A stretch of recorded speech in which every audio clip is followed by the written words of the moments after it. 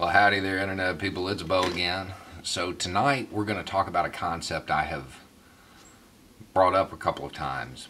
And every time I bring it up, there's a question about it, so we're going to kind of delve into it a little bit deeper tonight.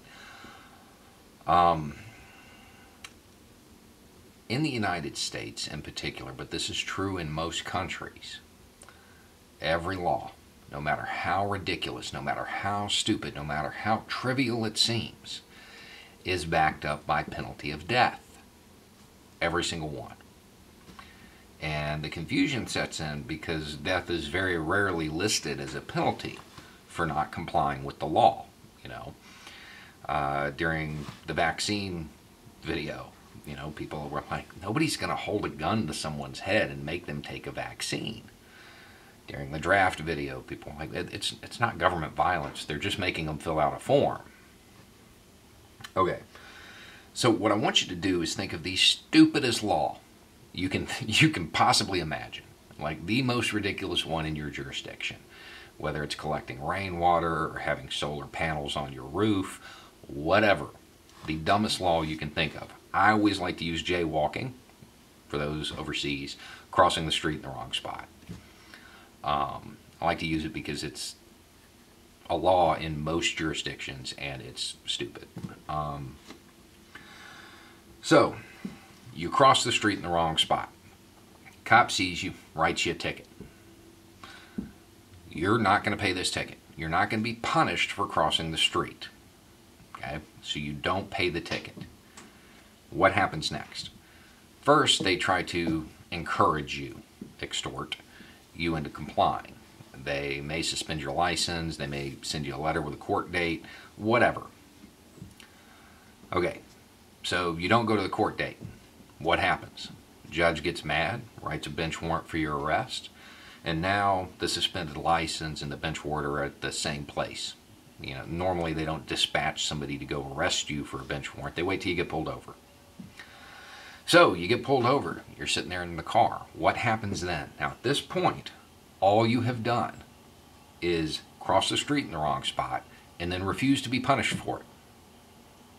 That's it. You've committed no act of violence whatsoever. What happens? They try to arrest you. They're going to take you out of your car, physically take you out of the car, cuff you, throw you in their car, and then throw you in a cage. You've done nothing violent. You're already having violence visited upon you. Arrest is a violent act. So, what's next?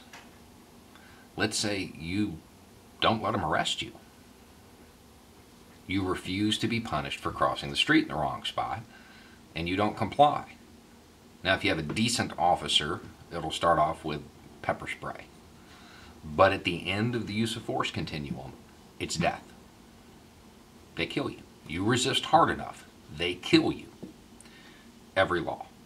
Doesn't matter which law you're talking about.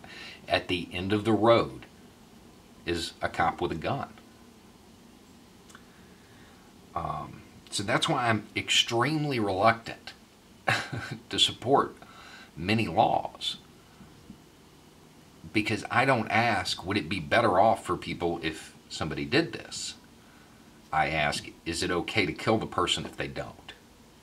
Because that's what's going to happen. And I know that seems ridiculous. But if you look at a lot of the deaths that have occurred, they're over pretty ridiculous things. If you're talking about when cops kill somebody who's resisting. Selling loose cigarettes can get you killed. Ask Eric Garner.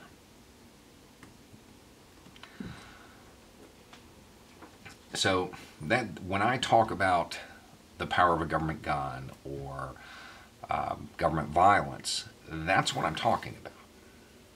And that's why a lot of the positions I take may differ because this is a very real reality.